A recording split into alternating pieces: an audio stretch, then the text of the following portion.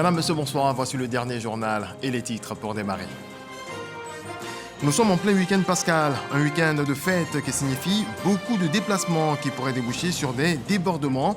Les forces de défense et de sécurité en ont conscience. Elles se sont déployées sur tout le territoire national. Du 15 au 18 avril, 14 000 hommes vont assurer la sécurité des biens et des personnes. Corruption, raquettes et demandes de pourboires injustifiés, ce sont là quelques griefs formulés par des usagers de l'aéroport international Félix Houphouët-Boigny contre les agents exerçant dans la zone aéroportuaire. L'autorité nationale de l'aviation civile est montée au créneau ce samedi à Abidjan pour mettre en garde contre ces pratiques. Et puis, une embarcation en bois transportant environ 35 migrants a chaviré ce vendredi au large de la Libye, selon l'Organisation internationale pour les migrations. 6 personnes sont mortes, 29 autres sont portées disparues. Bienvenue, mais tout d'abord, en sa qualité de cadre du RHDP et président de l'association des cadres du Grand Centre ACCD, Amédée Kouakou effectue une tournée en zone rurale au centre du pays. Le ministre s'est rendu à Assabonou où il a rencontré les populations de cette localité pour parler de cohésion sociale. Au cours de cette rencontre, le château du village a été inauguré. Éric Ogoré. De l'eau potable pour les populations de Assabonou, localité située dans le département de Tiébissou. Amédée Kouakou est invité par ces populations reconnaissantes au président de la République. Leur vie enregistre une valeur ajoutée.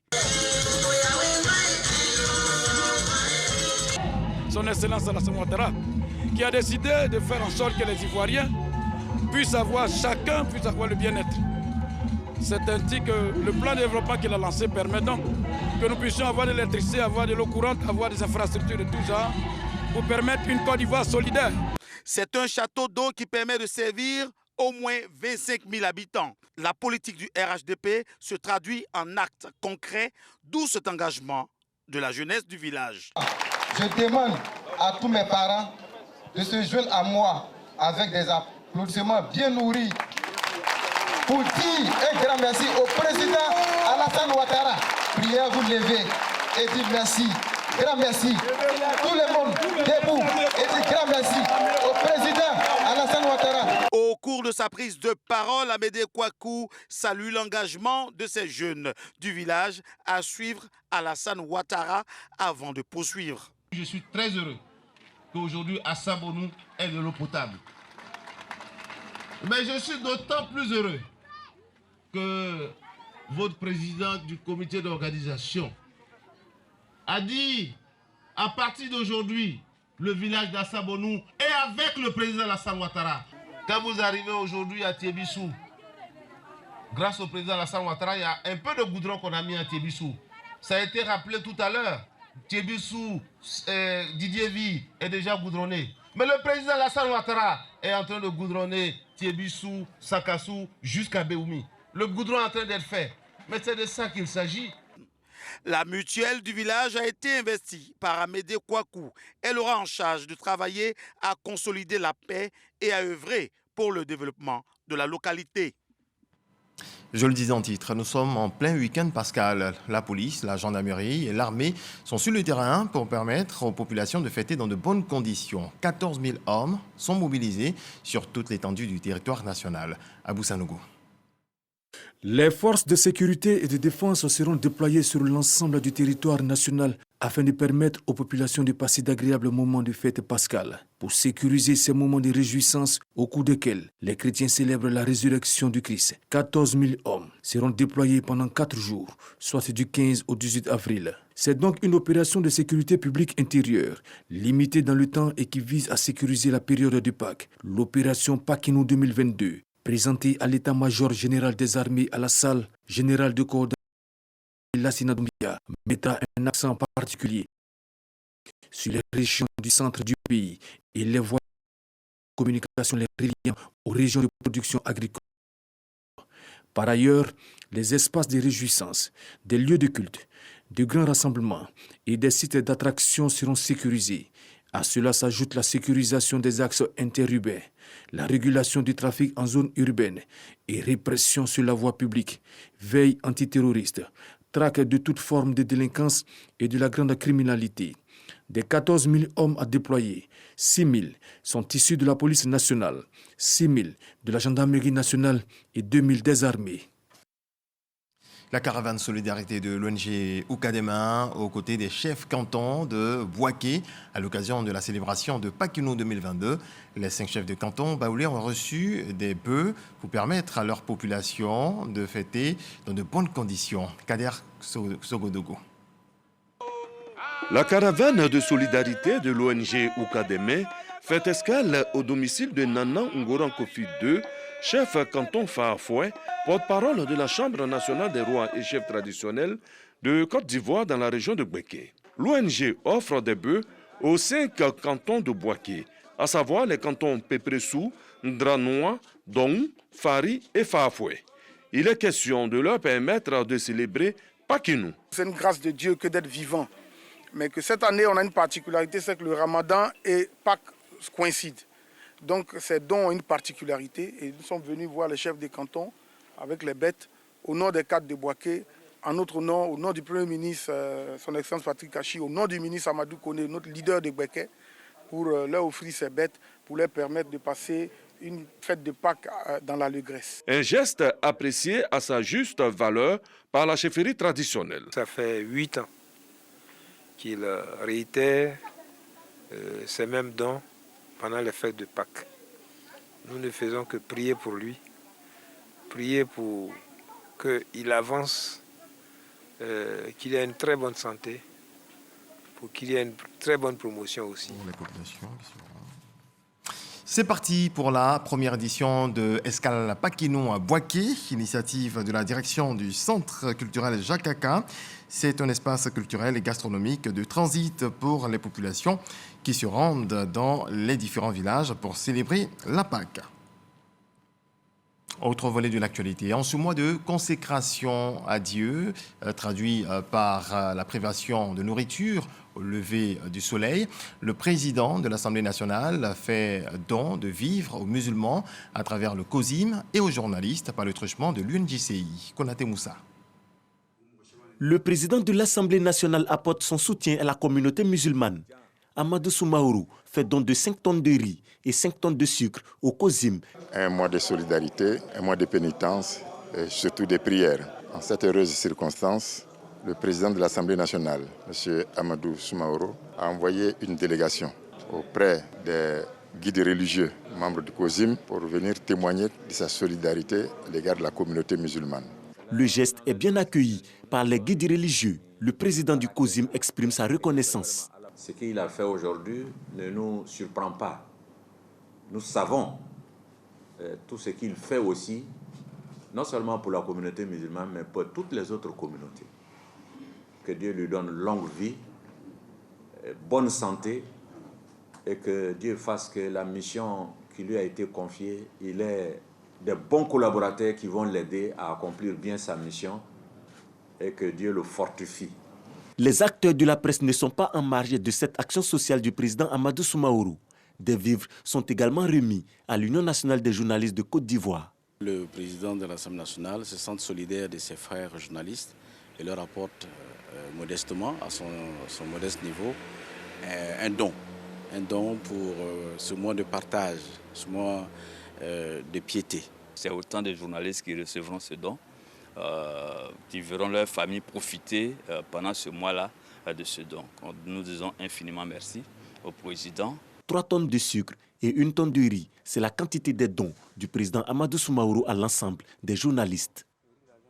Mois de jeûne, mois de partage, mais aussi du vivre ensemble. Hier, au stade de la haute fréquence sur initiative de la communauté musulmane de la RTI, la 3e édition de la rupture collective de jeûne des agents musulmans de la Maison Bleue s'est tenue.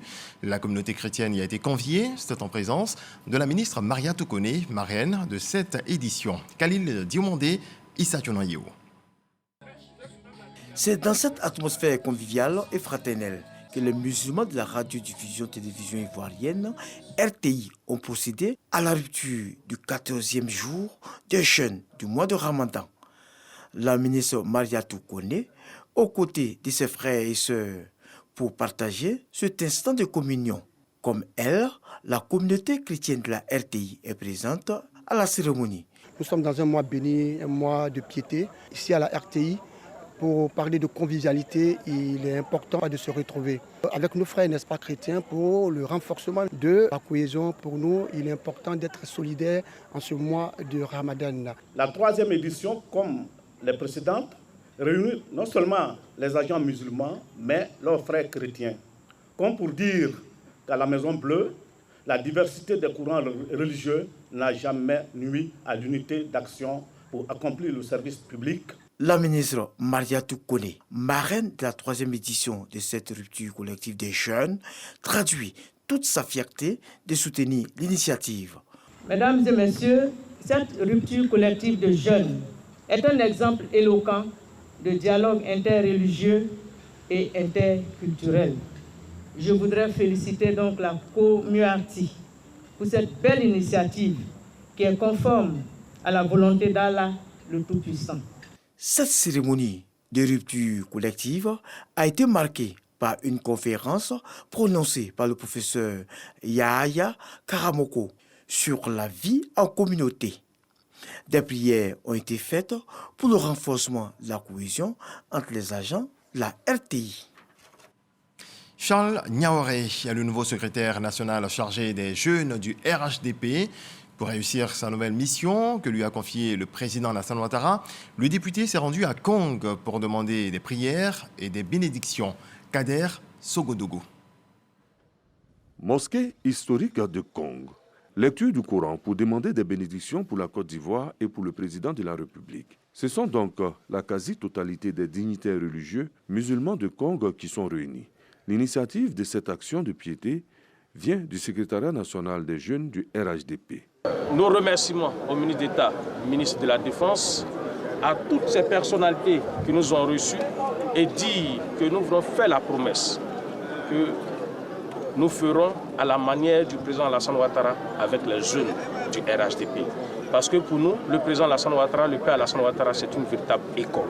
Des prières et des bénédictions pour la Côte d'Ivoire, le témoignage d'un attachement et d'une reconnaissance au président de la République, Alassane Ouattara, et à sa terre natale. Pour les cadres de Kong, l'initiative est heureuse. Surtout, en cette période de jeunes musulmans, le moment et le lieu sont bien choisis. On demande aux jeunes de se mobiliser, de ne pas écouter ces vendeurs de rêves, ces vendeurs d'illusions. Ce n'est pas ça l'islam. Ce n'est pas ça l'islam. L'islam, c'est la paix. L'islam, c'est la paix. Et Alassane Ouattara nous offre la paix parce qu'il y a la sécurité. Et je suis vraiment heureux d'être témoin de cette prière, surtout que la prière a été dédiée au président de la République et au ministre d'État de la Défense. Un bœuf, une tonne de riz, une tonne de sucre, c'est le don du secrétariat national des jeunes du RHDP à l'imama de Kong. Avant de quitter Kong, la délégation a également rendu visite au clergé catholique de Kong. En ces lieux, des dons en vivres ont également été remis pour faciliter ce mois du carême chrétien. Un autre titre que nous développons maintenant, l'autorité nationale de l'aviation civile veut garantir la bonne réputation de la Côte d'Ivoire, une réputation qui pourrait être ternie si rien n'est fait face à la corruption, aux raquettes et demandes de pourboires injustifiées que subissent les usagers de la part des agents de l'aéroport d'Abidjan. L'autorité nationale de l'aviation civile a mis en garde, c'est ce que nous apprend Lansine Bakayoko. Courant janvier, le parquet militaire saisi de diverses plaintes liées aux raquettes sous forme de mendicité à l'aéroport d'Abidjan avait missionné des enquêteurs afin d'arrêter tout agent convaincu de ces pratiques. Ces injonctions n'ont visiblement pas porté. Le ministère des Transports vient de faire le même constat. De quoi irriter l'autorité nationale de l'aviation civile, inquiète de voir s'éroder tous les efforts faits pour obtenir la certification de l'aéroport d'Abidjan. Il a été décidé d'instaurer des annonces qui ont commencé depuis hier pour sensibiliser le passager sur la question du racket. Ces annonces seront suivies d'affiches qui seront accompagnées d'un numéro vert.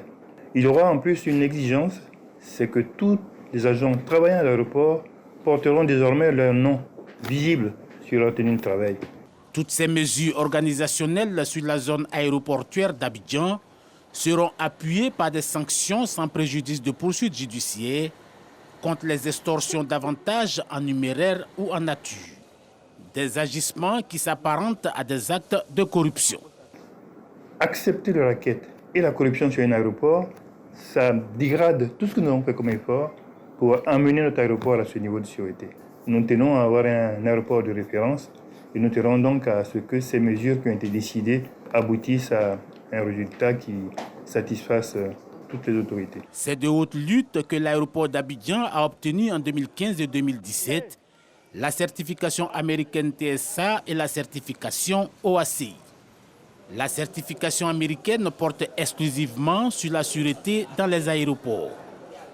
Quant à la certification OACI, elle concerne l'environnement, la sécurité et la sûreté, tant du point de vue des infrastructures que du fonctionnement.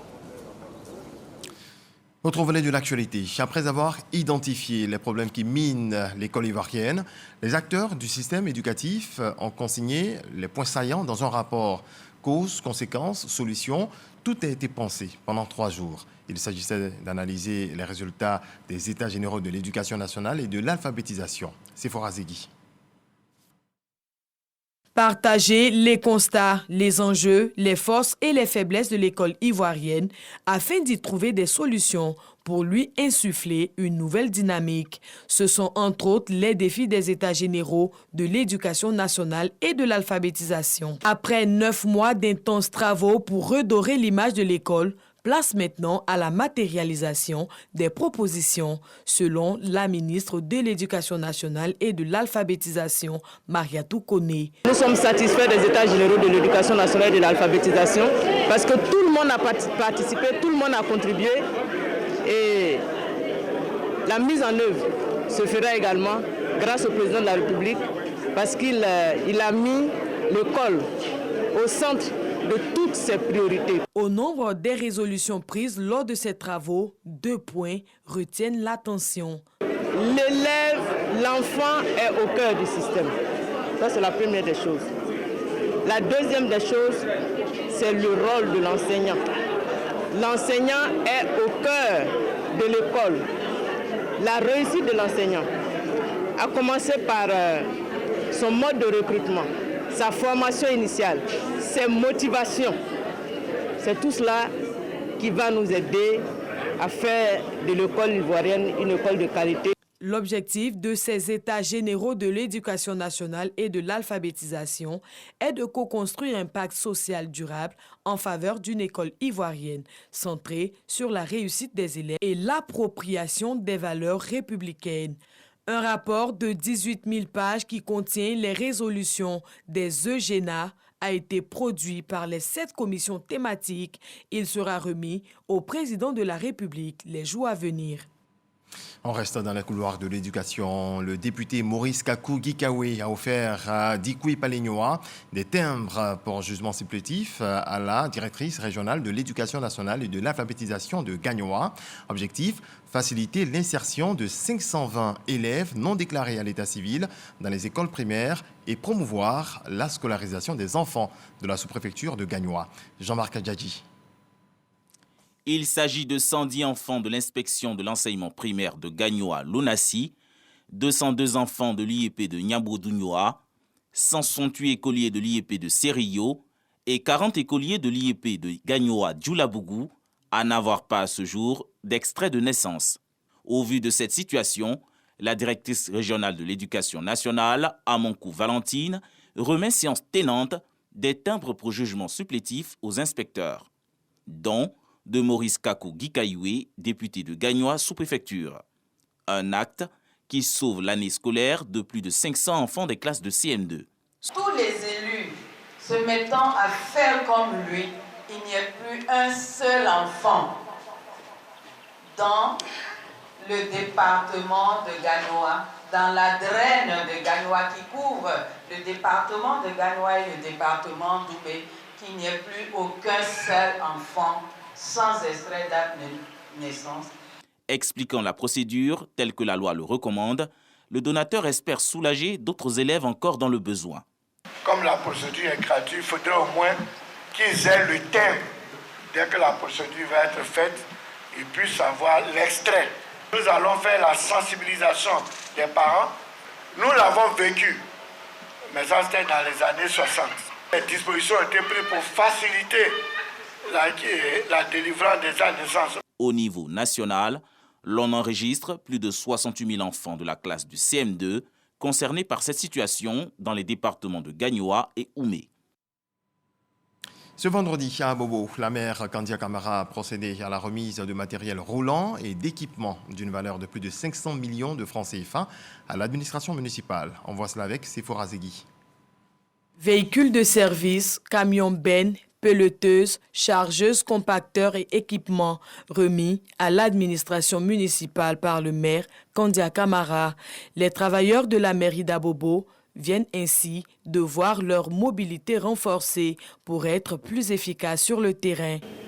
Je peux vous assurer que vous ne serez pas déçus. Je prends ici et maintenant l'engagement que nous allons donner le meilleur de nous-mêmes tout en réduisant l'effort pour atteindre les objectifs qui nous ont été fixés. Nous jouons notre partition à l'effet de changer le visage de la commune comme vous le souhaitez tant. Kandia Camara veut permettre à ses collaborateurs et agents d'être mieux outillés et plus proches de la population. Je suis très heureuse de pouvoir mettre à la disposition de mes collaborateurs, de nos collaborateurs, les agents de la mairie d'Abobo, des véhicules pour leur permettre de mieux faire leur travail. Vous savez, quand on est exigeant, quand on attend des résultats, il faut permettre à ceux qui doivent donner ces résultats-là d'avoir les moyens pour faire leur travail.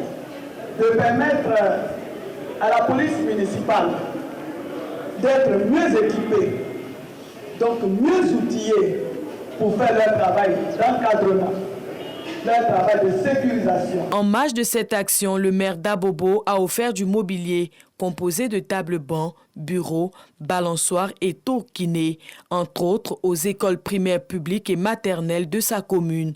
Le maire d'Abobo a également mis du baume au cœur de 100 veuves et veufs en leur offrant 100 sacs de riz pour leur permettre de fêter la Pâque et le Ramadan. La traditionnelle fête de la liberté organisée par le Front populaire ivoirien FPI va se dérouler le 30 avril prochain à Abengoro. Plus de 20 000 militants seront réunis autour du thème « Remobilisation du FPI pour les élections locales et présidentielles ». Une conférence de presse s'est tenue à Cocody pour annoncer l'événement. Ahmed Traoré, Eric Ogori. Le secrétaire général du Front populaire ivoirien soutient que la liberté est une quête perpétuelle. Selon Isiaka Sangaré, il faut la sauvegarder, même quand elle est acquise. C'est ainsi que le secrétaire général du Front populaire ivoirien ouvre son échange avec les journalistes invités à cette conférence de presse. En effet, le secrétaire général du Front populaire ivoirien a informé son auditoire que pour l'année 2022, la fête de la liberté se tiendra à Abangourou, ce samedi 30 avril.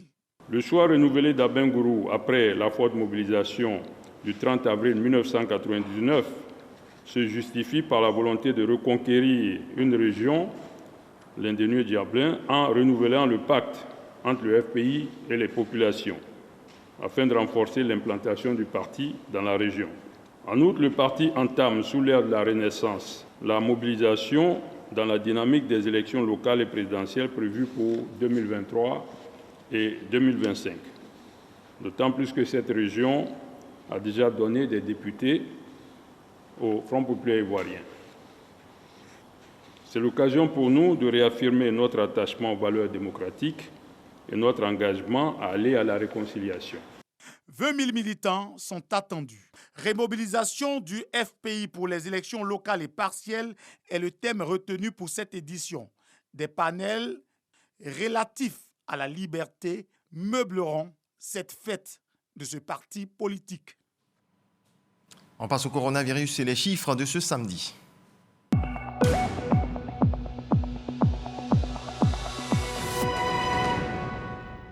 Le ministère de la Santé, de l'Hygiène publique et de la couverture maladie universelle a enregistré ce samedi 16 avril 2022 8 nouveaux cas de Covid-19, 3 guéris et 0 décès. À la date du 16 avril 2022, la Côte d'Ivoire compte donc 81 857 cas confirmés, dont 81 023 personnes guéries, 797 décès et 28 cas actifs. Le 15 avril, 14 598 doses de vaccins ont été administrées.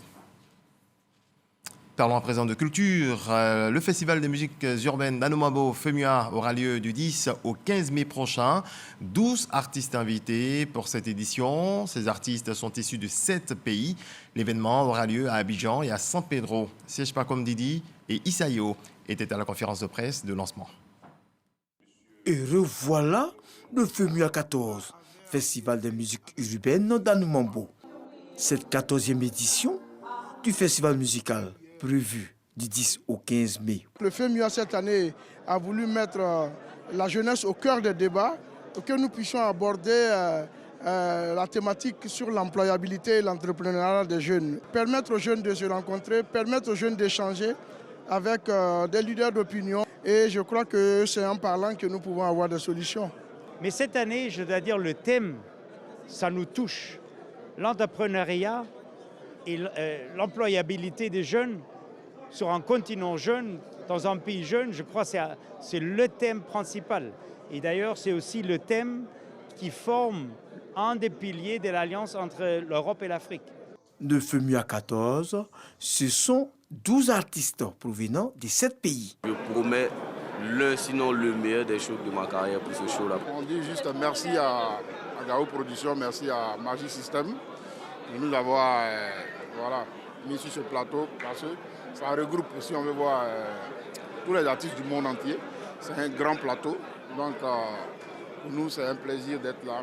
Les ministres Adama Kamara et Mamadou Touré saluent le choix du thème de cette édition. Ce thème vient qu'à point nommé et juste rassurer à Salfo que mon département ministériel va se mobiliser autour de FEMUA 2022 pour justement ensemble explorer durant cet événement toutes les possibilités, toutes les opportunités en faveur de l'employabilité des jeunes. Au-delà du caractère festif du festival, c'est un thème qui est plus d'actualité. La question de l'emploi, la question de l'employabilité des jeunes est une réalité. Et ce festival que je qualifie de festival studieux va nous donner l'occasion, pendant les rencontres qui auront lieu, d'aborder ce sujet qui est plus que sérieux. Après le Sénégal l'an dernier, c'est la RDC, République démocratique du Congo, qui est le pays invité d'honneur pour cette édition. San Pedro est la ville choisie pour le FEMUA décentralisé. Dans le reste de l'actualité, 6 migrants ont été retrouvés morts et 29 autres personnes sont mortes, sont portées disparues et présumées mortes après le naufrage de leur embarcation au large de la Libye, a rapporté ce samedi 16 avril l'Organisation internationale pour les migrations OIM. Au moins 53 migrants ont été signalés morts ou portés disparus au large de la Libye cette semaine seulement, a déploré l'agence onusienne. Le pays nord-africain est un important point de passage pour des dizaines de milliers de migrants cherchant chaque année à gagner l'Europe par les côtes italiennes distantes de quelques 300 km. Voilà, c'est tout pour ce 23h. Excellente nuit à toutes et à tous. Dieu nous protège.